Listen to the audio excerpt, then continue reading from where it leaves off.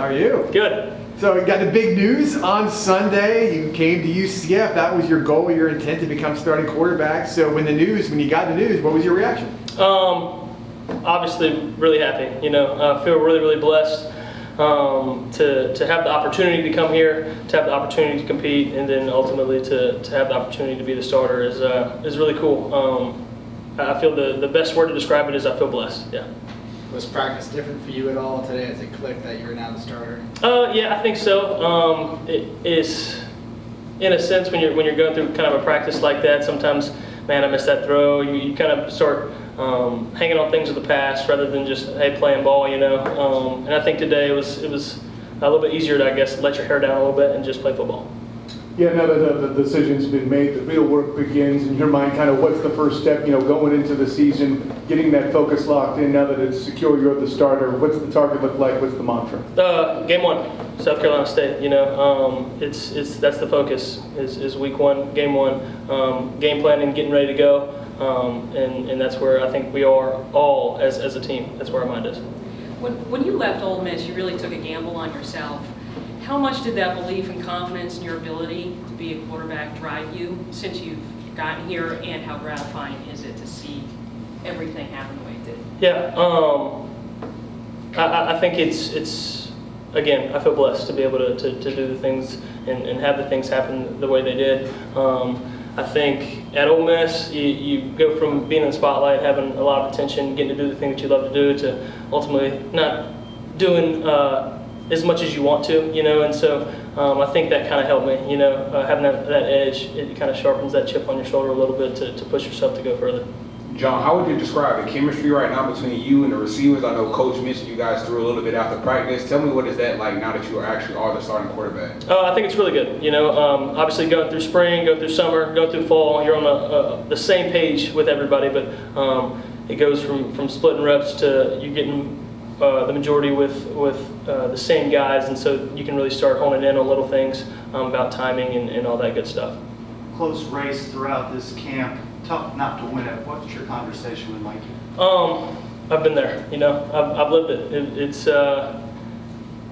kind of going back, the competition was unbelievable, right? He's an amazing competitor. Obviously, when we're watching film, you get to watch a ton of his film. He made some amazing plays last year.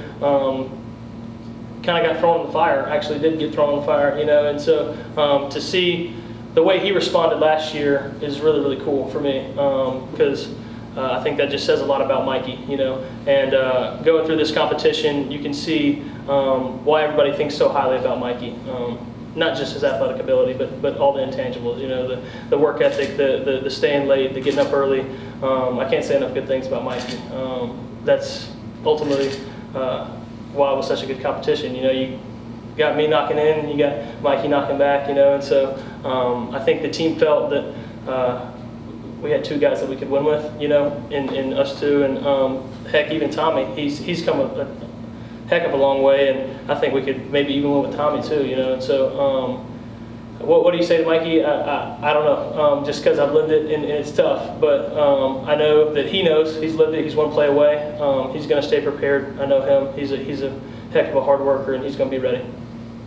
John Rhys, I know your running ability is such a big part of your game. Was it frustrating not being live during this competition, and now that you're the starter, are you looking forward to next Thursday when you can really showcase, when people can see what you can really do? Yeah, sometimes it's like you're in the pocket or something and you kind of feel some pressure, so you escape, and then all of a sudden they blow it dead, and it's like, dang, man, I really think I could have made a big play right there, or really extended it and made something really good happen. But I got to go live once in the spring, and I got to show a little bit of what I could do there, and I think my past film shows a little bit as well. But yeah, sometimes it's frustrating not being able to play a part of your game that's there, but I think it'll come to the light. Gus told the team Sunday afternoon. When did you learn that you were going to be the starter? What was kind of the process of kind of getting the news? Yeah, so Coach Gus would meet with both me and Mikey.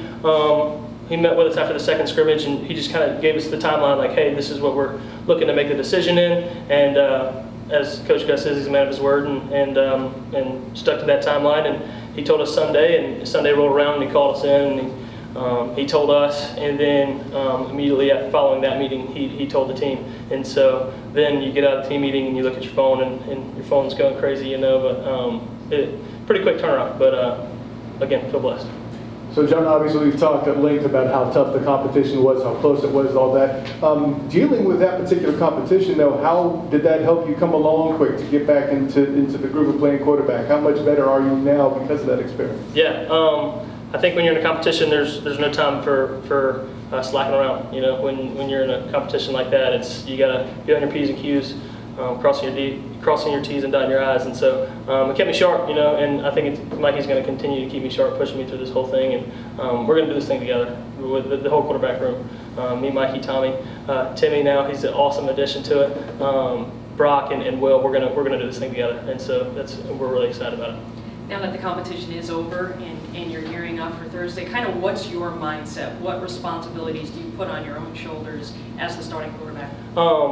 To be able to execute a game plan. Like we've already gotten a little bit into it with today's practice, but being on the same page with Coach Gus Malzahn and Coach Lindsey, just knowing the game plan like the back of your hand, and then repping it until it's perfect. And so I think that's the biggest responsibility, is knowing the game plan, knowing it cold, and being able to execute it. John, what would you say you're looking forward to the most is running out that tunnel for your first time as a starting quarterback at UCF in the bounce house? Tell us about it. Really excited to run out, to see the bounce house. I mean, I've heard so many things about it. I heard how it shakes. I heard how the locker room doors are just flapping to get open. And I'm really excited about the atmosphere of the bounce house, and to see Night Nation out there. Yeah, I would say that's one of the things I'm most excited about.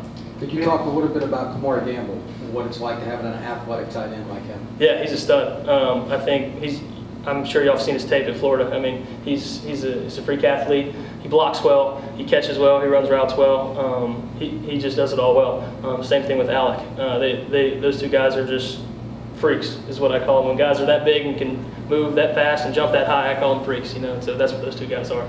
Fans had a chance to see you at the spring game. In what ways do you think you're better than when folks last saw you? I think I got a better grasp on offense, no doubt about that.